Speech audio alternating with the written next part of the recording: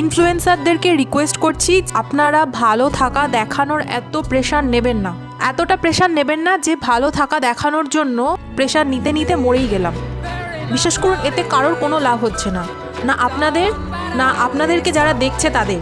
কারণ কারোর লাইফই কিন্তু পারফেক্ট নয়, সবার লাইফে প্রবলেম আছে, সবাই স্ট্রাগল করছে নিজের মতো করে। আপনি নিজেদের মধ্যে ঝগড়া করছেন, ঝামেলা করছেন, ঝগড়া থামিয়ে তারপর হাসি মুখে ব্লগ করছেন, সেটা পোস্ট করছেন। অন্যদিকে যে ভিউয়ার্সরা আপনাদেরকে দেখছে তারা ভাবছে সবার লাইফই বোধহয় এরকমই সুন্দর, খালি আমারটা ইমপারফেক্ট। সে তখন হীনমন্যতায় ভুগছে। আলটিমেটলি কেউ ভালো নেই, না আপনি না আপনাদেরকে যারা দেখছে তারাও। তার থেকে বরং যে আমি ভালো নেই বা আমার জীবন পারফেক্ট না, এটা স্বীকার করে নেওয়াটা বেটার। আমি ভালো নেই এটা স্বীকার করার পরই যে ভালো থাকার জন্য, সত্যিকারে ভালো থাকার জন্য কি কি করা যেতে পারে, কি কি পরিবর্তন আনতে পারি নিজের মধ্যে, সেই প্রসঙ্গটা আসে।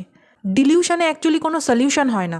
আর আপনারা ইনস্টাগ্রামের ফিল্টার লাগানো জীবনের সাথে নিজেদের জীবন কখনোই কম্পেয়ার করবেন না।